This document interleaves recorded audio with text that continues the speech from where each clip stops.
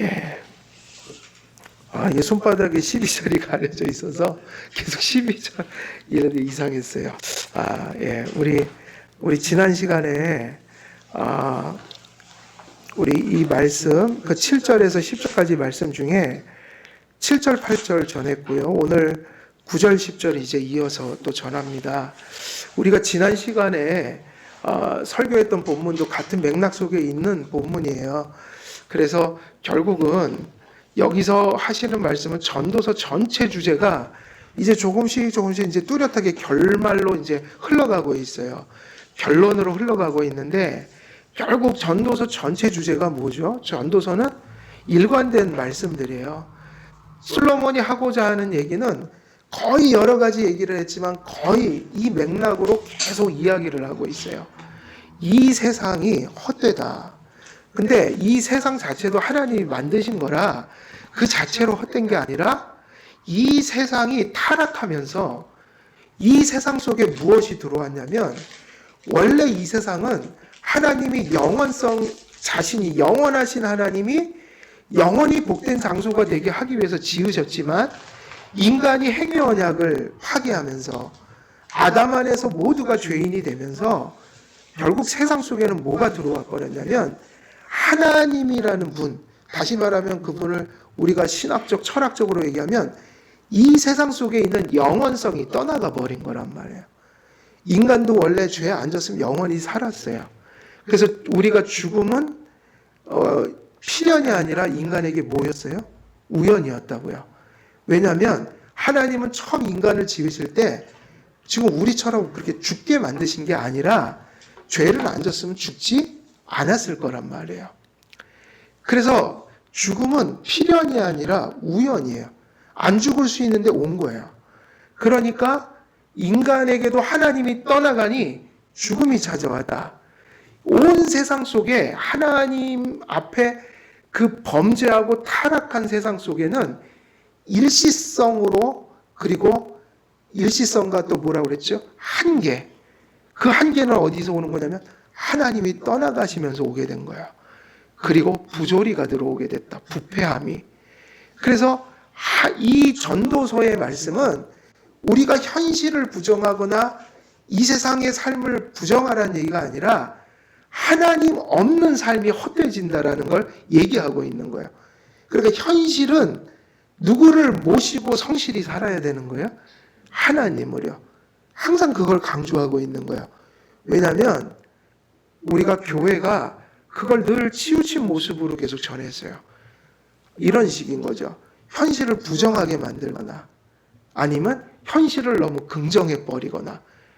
그래서 교회들이 이 지상에서 복 받으면 전부 다 이런 메시지도 사실은 되게 강하게 전해졌다고요. 다 틀린 거예요. 중요한 건 이거예요. 내세의 삶이나 이곳에서 삶이나 항상 뭐가 그 복을 결정하는 거예요. 하나님을 그곳에 두었느냐, 두지 않았느냐. 우리가 100년 남짓 살아갈 수밖에 없는 이 현실을 부정하라는 의미가 아니라 누구를 모셔드리라는 얘기예요. 하나님을 모셔드리고 살아가라. 하나님께 영광을 돌리기 위한 현실이어야 되고 더 높은 보이지 않는 가치를 위해서 기여하고 그것을 위한 수단적 가치로 지상의 가치가 정립되어야 한다. 그래서 사람은 항상 무엇을 깨닫고 살아가야 된다는 거예요? 이 지상의 일시성, 이 지상에 영원한 거 없다는 거야. 이 지상의 제한성, 세상의 것으로 할 수 없는 게 많다는 거야. 이 지상의 부조리, 하나님을 떠나간 그 모든 것들은 악해질 수밖에 없다. 그래서 사람은 젊은이나 노인이나 항상 무엇을 염두에 두고 살아가야 되는 거예요? 세상의 일시적인 그런 성격들, 그거를 지금 우리가 더 분명히 얘기하면 사람은 한 번 죽는다는 사실을 알고 살아야 된다는 거예요. 그래서 이 지금 우리가 읽은 이 본문은요, 노인과 젊은이 이렇게 나눠서 되어 있거든요. 지난 시간에 누구에게 말한 거예요? 노인들에게. 지금은 청년이죠. 지금 8절 보니까 뭐라고, 9절을 보면은 어떻게 시작해요? 누구를 불러요? 청년이요. 이러는데 사실은 같은 얘기를 하는 거예요. 노인들에게는 인생을 거의 다 산전수전 겪은 분들로서 죽음이 있다는 것을 빨리 기억하라. 그리고 청년들은 아직 살 날이 많다고 생각할 거 아니에요. 바로 그런 청년의 때, 이제 막 삶을 시작하는 그 청년의 때, 이제 인생의 서막을 열어가는 청년의 때 누구를 모시고 가라? 하나님을. 그러니까는 앞에서는 노인들을 향해서 똑같은 얘기를 한 거고 지금은 청년들의 상황을 놓고. 그러니까 결국은 사람은 누구나 다 죽을 때를 알고 살아야 된다는 거예요. 그래서 세상에선 죽음 얘기하면 제일 기분 나쁜 거잖아요. 그죠? 근데 기독교는 그러면 안 돼요. 참신앙이 있다면 교회에서는 죽음에 대한 얘기를 가장 많이 해야 돼요. 왜냐하면 예수님이 왜 십자가에 달려 죽으셨냐면 죄의 삭은 사망이다 그래서 죄와 죽음을 해결하기 위해서 오신 거거든요. 우리가 교회를 신앙을 교회에서 이야기할 때 가장 중요한 것은 언제나 죽음을 해결하는 문제예요. 교회에선 죽음이 이상한 얘기여서는 안 돼요. 죽음을 많이 생각하셔야 돼요. 그래서 어느 정도 생각하냐면 죽음을 그 말씀으로 정립하고 해결한 신앙이 있어서 죽음을 생각하면 고통과 불안과 염려가 아니라 감사가 터져 나와야 돼요. 이것이 기독교인의 모습인 거예요. 그래서 청년이여 내 어린 때를 즐거워하며 내 청년의 날들을 마음에 기뻐하여 마음에 원하는 길들과 내 눈이 보는 대로 행하라. 그러나 하나님이 이 모든 일로 말미암아 너를 심판할 줄 알라. 9절은 무슨 말씀을 하고 있는 것일까요? 솔로몬은 노인들을 향한 권면을 마친 후 이제 젊은 청년들을 향해 권면을 이어갑니다. 노인들은 산전수전을 다 겪으면서 인생의 즐거움을 알지요. 그러나 나이가 들고 기력이 쇠하여 갈수록 그러한 즐거움은 과거의 향수로 넘겨집니다. 그래서 노인들은 미래보다는 뭐를 더 많이 집착한다고 그래서요? 과거를 회상한다고요. 좋은 기억, 나쁜 기억. 노인들은 과거의 회상에 잠기거나 과거의 기억과 경험에 집착할 때가 많습니다. 그래서 보통 나이가 들면 사람은 보수가 많아요? 진보가 많아요? 보수가 많죠. 그게 나쁜 건 아니에요. 또 노인들은 그렇게 살 수밖에 없고 누군가는 또 과거를 좀 생각하고 살아야 되는데 또 젊은이들은 좀 다르죠. 젊은이들은 진보적이에요. 왜 그러냐면 과거를 돌아보고 뭐 이런 것보다는 뭐를 더 많이 생각해요? 살아갈 날들이 많아서 미래에 더 집착을 해요. 젊은 청년들은 인생을 많이 살지 않은 이유로 미래에 대해서 더 집착합니다. 왜냐하면 아직 인생을 다 살아보지 않았기 때문에 청년들은 미래를 계획하고 살아내고 경험해야 할 시기를 살기에 미래를 향해 나아갈 때 신앙적이고 윤리적이고 현실적인 방향을 바르게 세우고 준비해야 한다. 청년들은 미래를 향해 가니까 많이 남았으니까 그런데 이제 문제가 이거예요. 청년들이 잘 미래를 준비한다고 그럴 때 무엇을 성경은 강조하고 있어요? 그 많이 남은 날을 어떻게 준비해야 되느냐 이렇게 하면 이것이 기독교 가정의 청년들이 가져야 될 정신인 거예요. 그게 뭘까요? 신앙적이고 윤리적인 거. 이것을 준비해야 된다. 내게 삶이 많이 남았잖아요. 하나님 앞에서 어떻게 살아갈 것인가 내 인생을. 그걸 청년 때 알면은 그 인생이 너무 복된 거예요. 많은 사람들은 그렇게 못 살거든요. 인생을 다 파탄내고 인생을 거의 막 이렇게 소모하고 낭비하고 이러다가 내게 얼마 시간이 남지 않았을 때 하나님을 믿어버리면 할 일이 없어요. 그래서 가끔 그런 분들이 있어요. 내가 조금만 젊었을 때 하나님 믿었으면 의미 있는 삶을 많이 살았을 텐데, 내가 그렇게 내 젊은 날을 그렇게 소진하지 않았을 텐데, 그러니까는 우리 저렇게 어린아이들이 어려서부터 신앙 갖는 건 너무 큰 복인 거예요. 어려서부터 하나님 생각하면서 자기 인생을 살아가는 거 아니겠어요? 그래서 청년회 때 해야 될 일이 가장 뭡니까? 특히 기독교 가정에서는 우리 청년들이 신앙을 바로 그들 청년들이 앞으로 살아갈 미래를 준비할 가장 중요한 준비해야 될 과제로 가슴속에 그것을 가지고 있어야 되는 거예요. 그래서 신앙적인 거, 그리고 윤리적인 거, 이게 세상 교육은 다 뒤바뀌어 있잖아요. 세상은 신앙과 윤리는 뒷전이고 그저 성적 잘 나와서 출세하고 뭐 이런 거잖아요. 세상은 그렇게 가르치잖아요. 지금 교육이 그렇게 가고 있잖아요. 그 유일하게 교회에서만 이런 얘기를 할 수 있는 거예요. 아니다. 신앙을 세워야 한다, 청년회 때. 아니다. 청년회 때 먼저 인간이 되어야 한다. 윤리의식을 배워야 한다. 근데 세상 교육은 그걸 버렸다고요, 지금. 그리고 세 번째가 뭘까요? 신앙적, 윤리적. 그리고 뭘 얘기하냐면 현실을 살아가야 되잖아요. 우리가 현실을 지혜롭게 살아가는 건전한 삶의 방향을 배워야 한다. 현실도 배워야 한다. 그래서 청년회 때 준비해야 되는 건 뭐죠? 신앙, 윤리. 그것도 또 중요해요. 마지막 것도. 현실, 세상을 모르고 그저 그렇게 하면 안 되잖아요.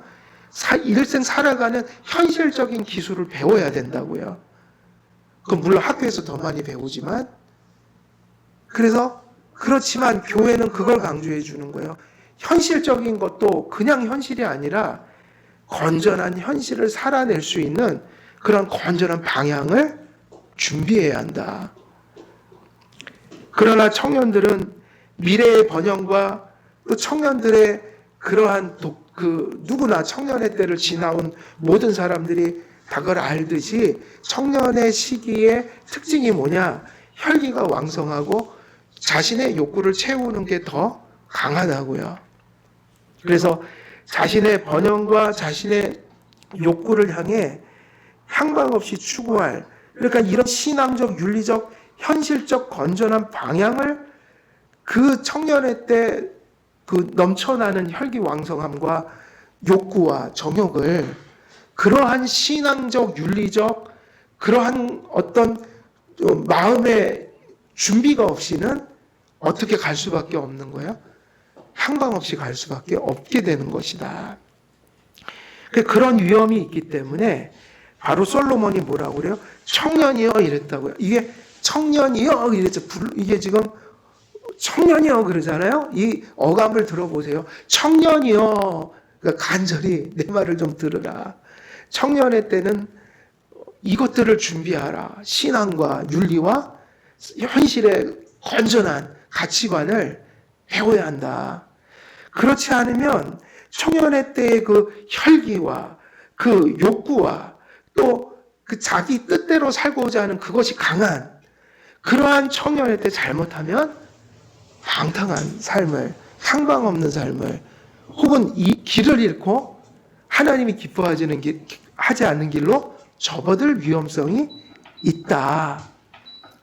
솔로몬은 노인들에게 죽음을 대비하라고 권면한 것처럼 청년들에게도 죽음을 대비하라고 권면합니다. 그래서 솔로몬이 얘기하는 게 뭐냐면 청년들에게 뚱딴지같이 이걸 얘기하는 거예요. 청년들이여 뭘 준비하라? 너희들에게도 머지않아 젊은 날이 지나가고 머지않아 너희들에게도 죽음이 찾아오는. 근데 성경엔 죽음을 어떤 의미로 받아들여요? 사람이 한 번 죽는 것은 하나님이 정하신 것이요. 그 이후에는 뭐가 있으리라? 심판이 있으리라. 이것을 청년의 때 기억해야 된다는 거예요. 그러니까 인생을 다 살고 그때 가서 후회하면 예수님을 그때 믿더라도 별로 할 일이 없어요. 기여할 일이 없어요. 더군다나 이 사실을 모르고 인생을 다 소진해버리고 죽음을 맞이하고 예수님까지 안 믿어버리면 정말 비참한 거예요. 그런데 그냥 의미 없이 젊은 날을 그렇게 탕진하며 보내는 것도 문제지만 이러한 청년의 때 신앙을 가져서 청년의 때부터 하나님을 위해서 그렇게 살아가는 삶을 살면 얼마나 가치가 있겠어요. 이거 청년들이 들어야 되는데 청년들은 한 분도 안 계시네요. 이게 어쩔 수가 없죠. 유튜브라도 좀 봐야 되는데. 그런데 우린 다 중년들이잖아요. 인생을 어느 정도 살아서 그러니까 그 얘기예요.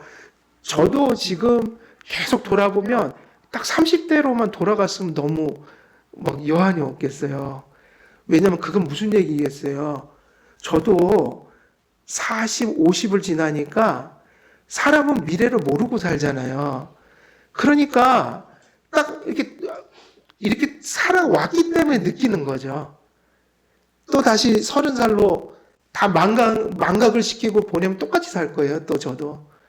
그런데 그 얘기라고요. 살아보니 내가 30만 됐으면 이런 걸 더 준비했을 텐데 신학도 이런 부분이 제가 부족해요. 그러면 그때 30살 때 더 공부할 걸. 내가 30살 때 이거를 더 열심히 했으면 지금쯤 더 목회할 때 더 많이 가르쳐 드릴 텐데 어쩔 때 막 그럴 때가 있어요. 후회스럽고 왜 그때 더 하지 못했을까? 근데 그때도 참 열심히 한다고 했는데 돌아보면 후회가 돼요. 그걸 더 열심히 할 걸. 시간이 지나고 나니까 그게 참 중요했는데 모두가 그런 거예요. 그러니 50 먹어서도 이러니 제가 70 먹고 80 먹으면 이 마음은 더 할 것 같아요. 근데 인생은 이게 중요한 거예요. 돌아갈 수가 없어요. 도무지. 그래서 50에 후회하고 80에 후회하는 것보다 차라리 지금 20, 30대 빨리 깨닫고 그때 잘 정리하면 그 얼마나 큰 인생의 복이냔 말이에요. 너무 중요한 거예요. 지금 청년들 보면 저 청춘 저거는 돈 주고도 못 사는 건데 저거는 절대로 되돌릴 수가 없는데 돌아갈 수 없는 너무 부러운 저 젊음의 시기를 하나님을 모시고 살아가면 얼마 좋을까. 너무 큰 복인 거예요. 하나님 믿고 산다는 게. 솔로몬은 노인들에게 죽음을 대비하라고 권면한 것처럼 청년들에게도 그러한 인식이 없으면 절대로 젊은 날을 바르게 살아갈 수가 없다. 그래도 하나님을 저도 일찍 만나서 그런지 저는 20살 때부터 심판도 두려워했고 죽음도 두려워했거든요. 언제 죽을지 모르니까. 20살 때도 예수님 믿어야 된다는 생각이 있었단 말이에요. 근데 그건 정말 감사해요. 지금 이 얘기예요. 네가 죽을 때가 있어, 심판받을 때가 있어. 이 얘기가 빨리 깨달으면 그 어린 아이들도 인생은 끝이 있어. 죽음이 있어. 심판이 있어. 근데 사람은 언제 죽는지 몰라. 그 마음이 있으면 하루하루 하나님 모시고 사는 게 감사한 거라는 거를 인식해요. 저도 20살 때 감사했어요. 그거는. 하나님 나를 빨리 불러주신 거를. 그리고 제가 봐도 신앙이 있는 아이들은 알아요. 그걸. 하나님 믿는 게 얼마나 감사한지를. 그게 뭐냐? 어리지만 죄를 안다는 거예요. 어리지만 심판을 안다는 거예요. 예수께서 우리에게 그것을 해결해 주신 은혜가 얼마나 큰지를 아이들도 알아요. 그거는. 이건 나이와 상관이 없는 거예요. 인생은 결단코 길지 않아요. 길지 않아요. 청년들도 예외 없이 죽음을 맞이해야 할 것이기 때문입니다. 즉 인생을 결산해야 될 때가 있기에 청년의 때를 신앙적으로, 윤리적으로, 현실적으로 건전히 살아갈 수 있는 하나님의 인도를 받아야 된다는 거예요. 즉 청년들은 그 젊은 시절에 살아낸 인생으로 하나님 앞에 결산할 날이 있을 것이라는 거예요. 그들도 예외 없이 언제 청년이었는지 의심스러울 정도로 속히 늙고 죽게 될 것이라는 거예요. 그래서 다윗이 인생을 어떤 인생이라고 그랬을까요? 인생의 길이를 뭐로 표현했다고 그랬죠? 전 이거 자주 얘기하거든요. 설교할 때마다 이게 떠올라요. 적은 건 아니에요. 자꾸 떠올라서 얘기를 하는 거예요. 그걸 잊을 수가 없어요. 너무 인상이 꽉 박혀서. 인생을 다윗은 한 뼘 인생이라고 그랬어요. 한 뼘 인생은 제가 그걸 읽으면서 그런 생각을 한 거예요. 아, 한 뼘 인생이라는 게 무슨 뜻일까? 물고기가 물 밖으로 나오면 펄펄펄 뛰죠. 그게 얼마나 오래 살까요? 물 밖으로 탁 나오면. 물고기를 잡았어요. 그래서 물 밖에 탁 놨어요. 그러면 조금 펄떡펄떡 되다 죽죠, 금방. 인생이라는 거예요, 그게. 그게 다윗이 얘기한 한 뼘 인생이라는 거예요. 펄떡펄떡 거리다가 어느 날 갑자기 가는 거예요. 인생은 짧고 되돌릴 수도 없어요. 그러므로 청년의 때가 길다고 해서는 안 돼요. 청년의 때 그리스도 안에 계신 창조주요 구속주 되신 하나님을 그 청년의 때 아버지로 모셔야 합니다. 사람은 반드시 늙고 쇠하며 죽습니다. 그러므로 아무것도 할 수 없는 때가 오기 전에 하나님께서 주신 귀한 삶을 부신 속에서 죄를 지으며 살아서는 안 되고 하나님을 모시고 우리에게 주어진 현실 속에 하나님의 말씀을 두라는 것입니다. 먼저 솔로몬은 9절에서 청년들을 훈계하는데 9절의 말씀은 이 청년이여 하고 여기 나온 말씀은 매튜 헬리는 반어법이라고 그랬고 박윤선 박사는 풍자적인 방식이라고 그랬는데 이게 무슨 얘기냐면 본래 하고 싶은 말을 이렇게 뒤집어서 풍자적으로 말하는 거예요. 강조해서. 그러니까 반대로 얘기하는 거죠. 깨우치려고. 그러니까 이게 반어법이고 풍자적인 것이어서 청년이여 내 어린 때를 즐거워하며 내 청년의 날들을 마음에 기뻐하며 마음에 원하는 길들과 내 눈이 보이는 대로 행하라 그랬거든요. 그러니까 여기서 이게 핵심이죠. 청년들의 반어법을 쓴 거예요. 청년들이요 너희 마음에 즐겁고 기쁘고 그냥 마음이 땡기는 대로 마음에 원하는 길과 내 눈이 보는 대로 그냥 행해봐 이 얘기예요. 이거는 그렇게 살라는 거예요? 살지 말라는 거예요? 청년들은 할 일이 아주 많이 남았죠. 많은 것들이 앞으로 남아있어요. 그 일들을 네 마음에 끌리는 대로 그냥 살아봐 이 얘기. 그 얘기는 뭐냐면 하나님 없이 하나님께 묻지 말고 또 하나님의 뜻에 어긋나도 그냥 네가 좋으면 좋기 때문에 그냥 한번 해봐. 네 마음대로 해봐. 그럼 그렇게 살면 안 된다는 거예요. 그래서 뒤에 무슨 말이 써 있어요? 그러나죠. 하나님이 이 모든 일로 말미암아 너를 심판하실 줄 알라. 그러니까 심판은 어떤 삶에 임하는 거예요? 삶은. 이거는 청년들만 포함되는 게 아니라 우리도 똑같은 거예요. 심판은 어느 곳에 임하는 거예요? 그게 징계적 심판이든 형벌적 심판이든 누구에게 하나님의 매가 나타난 거예요? 자기 욕구대로 사는 거죠. 자기 마음대로 사는 거죠. 하나님의 가치관이 아니라 제 가치관으로 사는 거예요. 이게 지금 이 현대의 젊은이들의 특징이에요. 자율성. 간섭하지 말라는 거예요. 하나님도 간섭하면 안 돼. 말씀도. 그리고 엄마 아버지도 안 돼요. 간섭하면 안 된다는 거예요. 근데 그러면 안 된다는 거예요. 성경은 끊임없이 하나님의 말씀으로 양육하는 부모에게 순종하라고 돼 있어요. 하나님의 말씀을 전할 때는 하나님의 말씀대로 살아야 한다.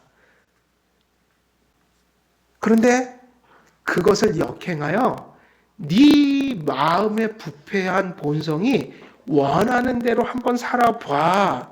근데 어디에 심판이 임하냐면 거기에 심판이 임한다는 거예요. 이거는 청년들만 포함된 게 아니라고 그랬죠. 우리도 마찬가지죠. 우리가 원하는 대로 살면 안 되죠. 우리 욕구대로 살면 안 되잖아요. 그죠? 우리 하고 싶은 대로. 누구의 인도를 받아야 돼요? 하나님의 말씀의 지혜를 받아야 된다. 그래서 반어법은 본래 전하고자 하는 의도와 반대로 표현하여 본래 전하고자 하는 말을 강조하거나 풍자하는 어법입니다. 부모님들이 아이들이 행해서는 안 될 일을 자꾸 행할 때 이렇게 얘기하잖아요. 그래, 그렇게 계속해봐. 아주 좋은 일이 있을 거야 라고 표현하는 것과 비슷합니다. 또 남편들이 술을 먹지 말라고 하는데 아내 말을 듣지 않으면 그래요, 그렇게 술 많이 들어보세요. 아주 건강해지실 거예요 라고 이제 부인들이 이렇게 바가지를 막 긁죠. 근데 그 얘기는 하지 말란 얘기다. 사실 이 표현들의 진의를 보면 그렇게 행하면 낭패를 볼 것이라는 뜻이고 술 먹으면 건강이 나빠질 것이라고 질책하는 표현인데 그 말을 반대로 표현해 자신의 의도를 강조하듯이 솔로몬은 너희들의 욕구와 뜻대로 하나님 말씀을 다 내팽개치고 한번 살아봐 이 얘기를 하는 거라고요. 그러면 낭패가 올 것이다. 언제요? 어쩌면 온 인생이 다 즐거울지도 몰라요. 그렇게 살면 일시적으로는. 그러나 나중에 죽음이 다가오고 내 인생을 결산할 날이 오면 내가 악하게 살았구나. 내가 허망하게 살았구나. 이제는 기회도 없고 이제는 모든 것을 다 놓아야 될 때인데 이제 나는 너무 늦게 깨달았구나. 내 인생이 이렇게 흘러와서는 안 되었는데 이런 거는 이 생각 자체가 이게 형벌인 거예요. 이게 형벌인 거예요. 솔로몬도 반어법을 사용하여 청년들을 풍자적으로 경계하고 있어요. 9절에서 솔로몬은 청년들이 가진 그 위험성과 성향을 경계합니다. 청년의 시기는 신앙과 윤리와 현실의 안목이 정립되어 가고 준비되어 가는 과정에 있어요. 청년의 시기에 신앙과 윤리와 현실에 대한 바르고 건전한 그런 가치관에 대한 교육과 훈련이 되지 않으면 혈기와 정욕을 따라 행할 위험이 많습니다. 요즘에 TV를 보면 뉴스를 보면 정치하는 사람들이 거의 다 뭐 서울대학 뭐 이렇게 나오잖아요. 다 뭐 법관 출신이고 근데 어떻게 저렇게 윤리의식이 어린아이 같을까? 여러분 그런 거 못 느껴보셨어요? 저는 섬뜩해요. 저 사람들이 어떻게 그 백성들의 삶을 돌보는 사람으로 지금 서 있을 수 있을까?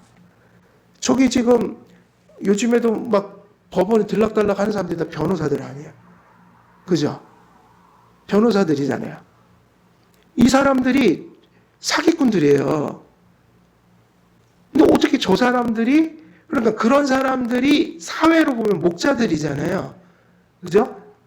그 민초들의 삶을 돌보고 지켜주고 법으로 억울한 일 당하면 풀어주고 근데 그 사람들의 하루 꼬라지를 보니까 거의 이 사람들은 이 지식만 이렇게 들어가 있지 인간성으로는 거의 말종들이에요. 그리고 어린아이들이에요. 그게 무슨 얘기냐? 부패한 욕구대로 사는 거예요. 조절이 안 돼요. 보니까. 지금 저 위정자들 보니까 욕구 조절이 안 되는 거예요. 원래 거기에 계신 분들일수록 자기 자신을 잘 절제하고 그런 게 더 잘 돼야지 맞죠? 컨트롤이. 여러분 민초들이 컨트롤 더 잘해야 됩니까? 법관들이 컨트롤 잘해야 됩니까? 법관들은 백성들을 다스리는 사람들 아니에요. 근데 보니까 저놈들이 조절이 안 돼요. 그런 것들이. 위험하다. 사회가 위험한 지경에 처했다 지금. 매우 위험하다. 사실은 위험한 거예요 지금. 이게 지금 우리가 그렇게 사사로이 넘길 일이 아니에요. 너무 심해요 지금. 그게 뭐냐? 교육 때문이에요. 우리나라 교육이 성적만 좋으면 된 거예요. 그러니까 저기 성적 좋은 사람들 많아요. 근데 신앙과 윤리와 가치관이 삐뚤어져 있어요. 근데 거의 위험할 지경으로 거의 그런 일을 할 수 없는 지경에 있는 사람들이 지금 백성들을 다스리는 권위를 칼을 가진 거라고요. 칼을.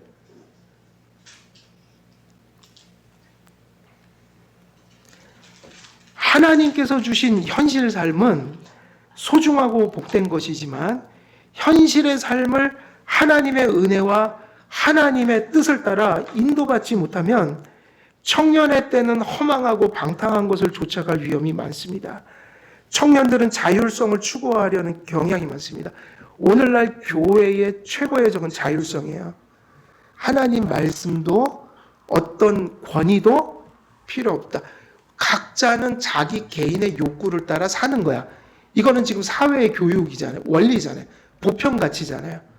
근데 교회의 최고의 적은 자율성이에요. 마음대로 사는 거 아닙니다.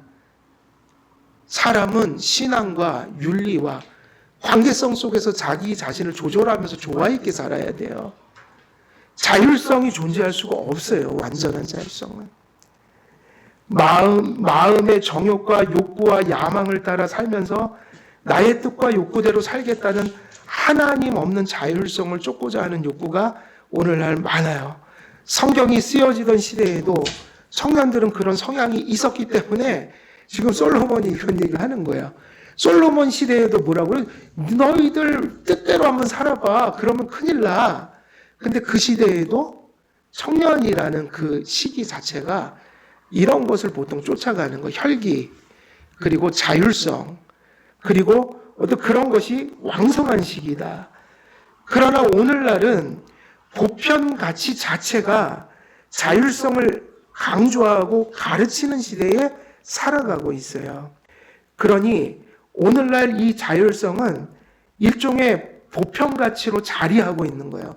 보편적으로 다 그런 거예요.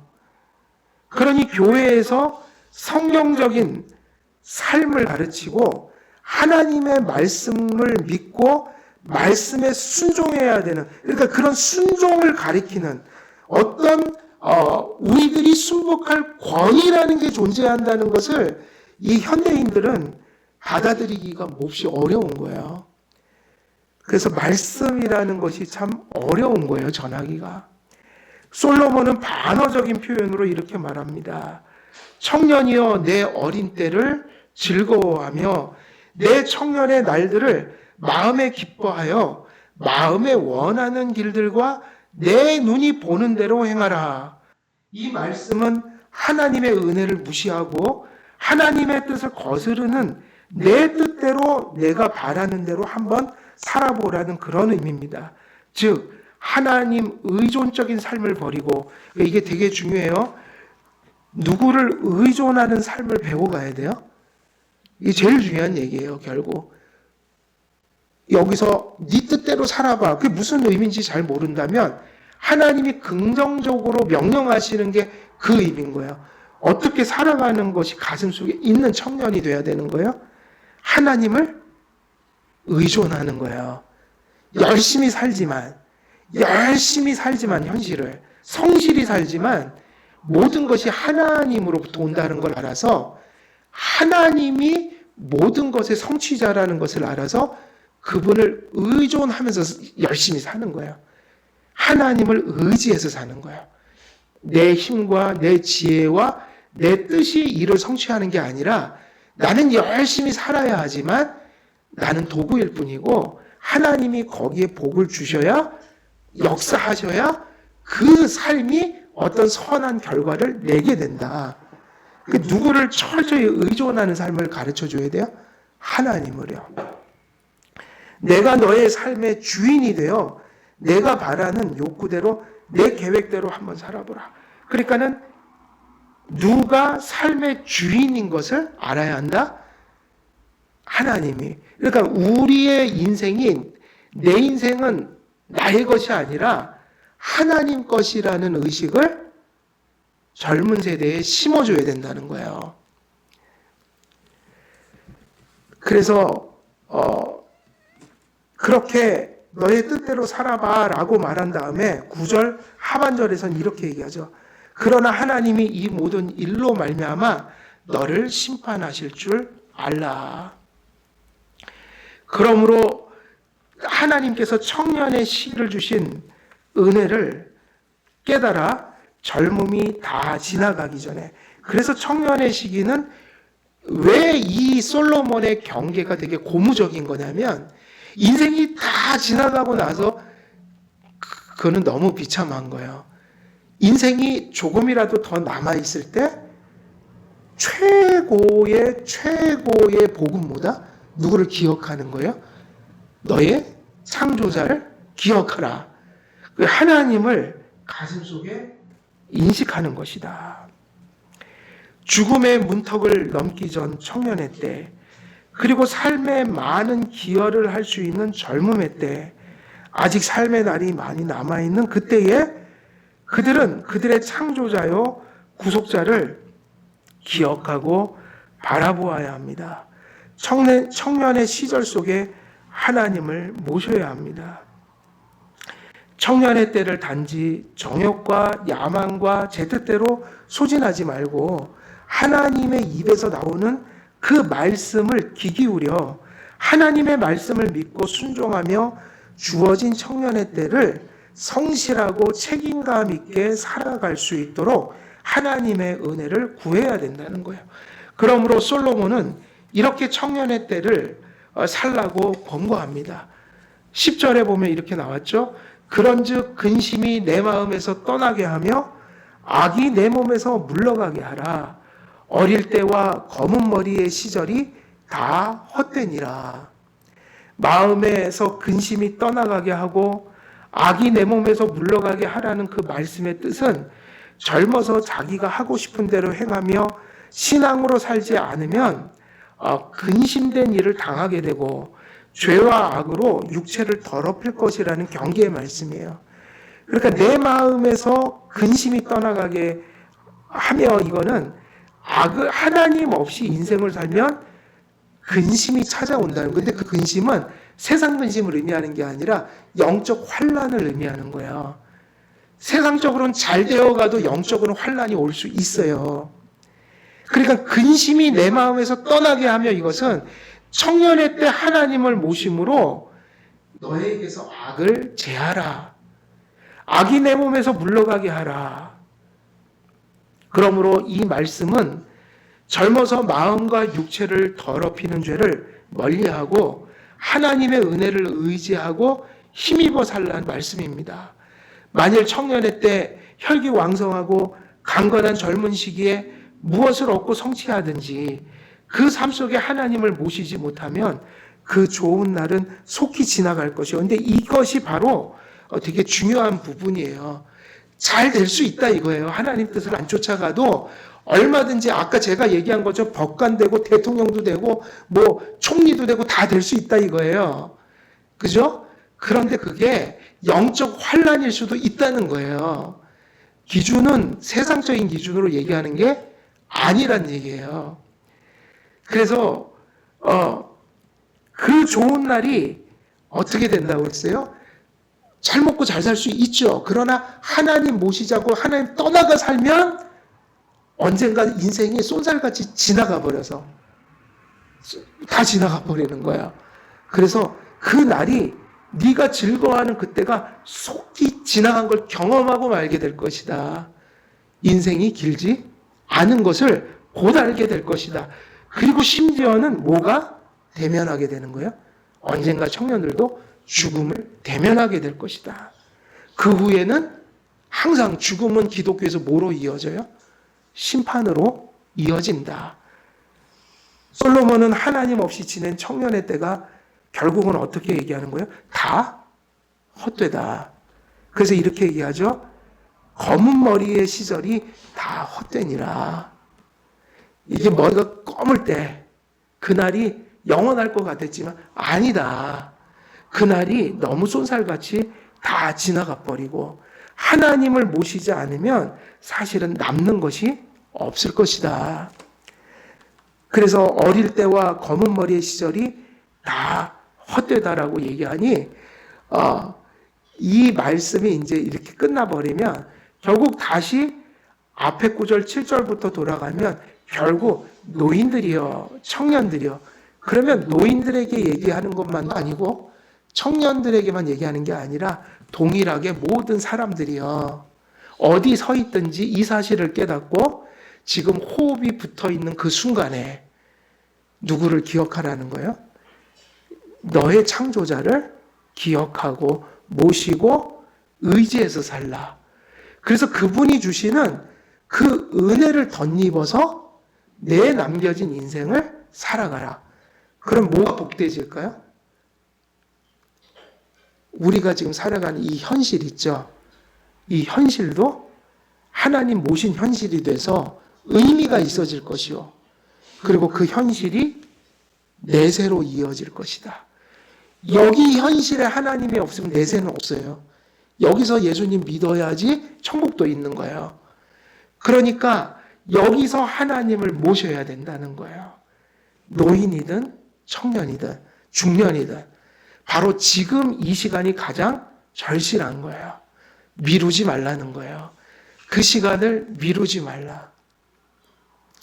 그리고 이제 뭐 청년회 때 이런 게 나오니 저도 두 아이를 아주 어린 아이를 키우잖아요. 아이들 교육하는 거는 마음대로 안 돼요. 무지무지 힘들어요. 집에 가면 딸한테 저도 꼼짝도 못해요. 딸은 주머니한테 꼼짝도 못해요.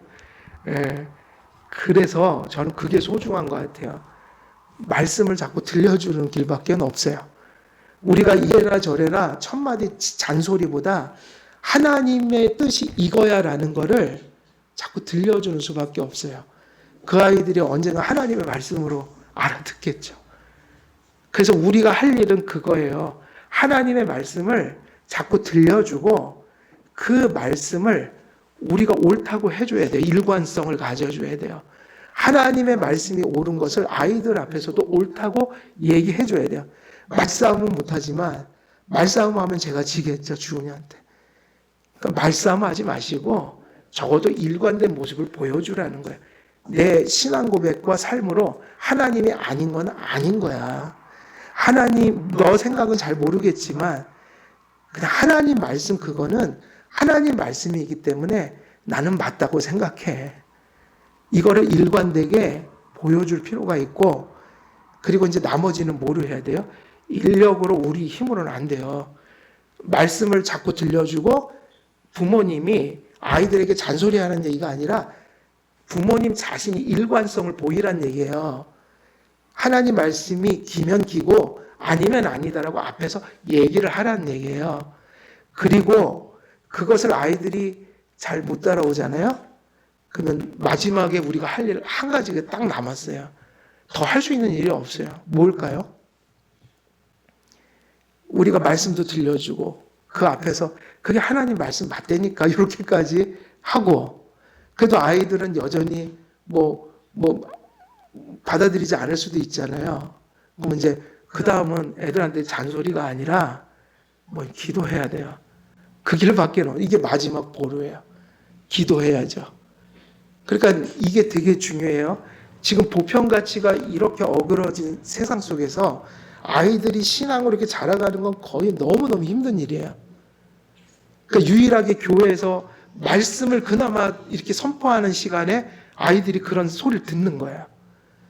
그리고 부모님들이 그것이 옳다라고 옆에서 자꾸 그렇게 다져줘야 되고, 그렇다고 해서 애들이 말을 잘 듣는 건 아니에요. 또 언제 결실할지는 모르지만 끊임없이 그 아이들도 세상 속에서 살아가며 헷갈리고, 그죠? 기도해 줘야 된다는 거죠. 의지할 곳은 이제 마지막 보루는 어머니가 그랬던 것처럼 어거스틴이 이단에도 빠지고 막 방탕이면 15살 때 막 아이를 낳고 그랬거든요. 15살에. 그리고 교회에서 징계를 했더니 또 그 짓을 했어요. 어거스틴이. 그래도 제대로 회심을 해갖고 돌아온 사람 중에 한 명인데 기도해야죠. 이제 우리는 적어도 아이들을 떠나갈 때까지 사명인 거예요. 그죠? 기도해야 돼요. 그러니까 언제 아이들이 돌아오고 성숙해질지는 모르지만 우리는 죽을 때까지 그 아이들 위해서 기도해 줘야 돼요. 포기하면 안 돼요. 예. 왜냐하면 그게 부모의 신앙을 가진 부모의 또 하나의 사명이니까. 근데 저는 희망이 있다고 봐요. 말씀 들려주고 일관되게 부모님이 그거를 하나님 말씀을 인정하고 그리고 기도하면은 다 하나님이 그 언약의 가정에 있는 자녀들이 잠시 방황하더라도 돌아올 것이다. 저는 그런 좀 확신을 가져요. 하여간 열심히 기도하죠. 제가 아이를 가졌기, 우리 아이들이 있기 때문에 참 이런 말씀은 절실한 거예요. 요즘 아이들 이렇게 교육하면서 어려움을 느끼거든요.